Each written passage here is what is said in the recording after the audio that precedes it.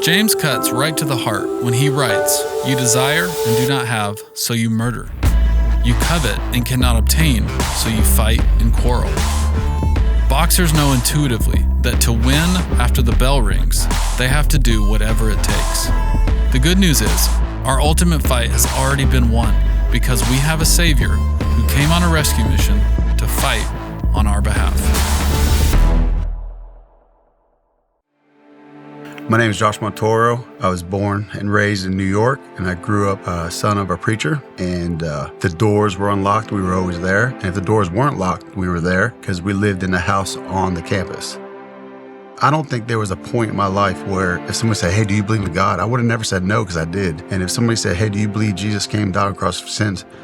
I did believe that, but I didn't know him as my Savior. I just knew him as a Savior.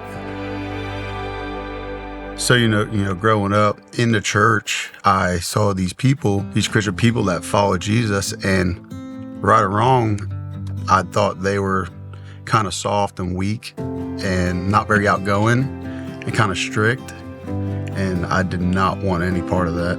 So I hid myself into sports because I wanted to be seen as somebody that was kind of a tougher, outgoing guy. And then after high school, I didn't want to go to college. So I wanted to be a fireman, which I felt like was a pretty tough job. And I was going through minimum standards, and at the same time, I started getting into boxing. Then I got my purple belt in Brazilian Jiu-Jitsu, and then started doing cage fights. But I still didn't know Jesus as my personal Savior going through all this. Like, I could do this on my own. So, most people know me as an outgoing, probably loud, maybe tougher guy. But what most people don't know about me, even my closest friends and family, that I deal with really dark times of depression.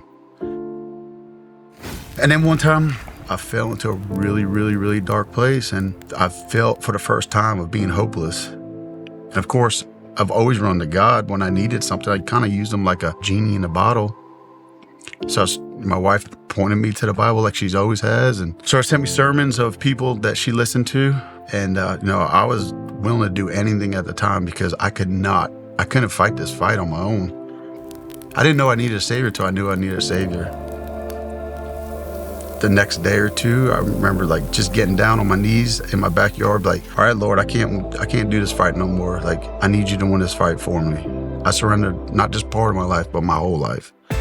I truly felt I knew Jesus Christ as my personal Savior, and looking back now after everything has happened, I can see God's fingerprints all over my life, and he was just working on me. Even though I was running from him, he was still working on me. There's moments that I could see where he was just trying to mold me and bring me to him, and that's what I don't get. I ran from him my whole life, and he was still willing to die on the cross for my sins.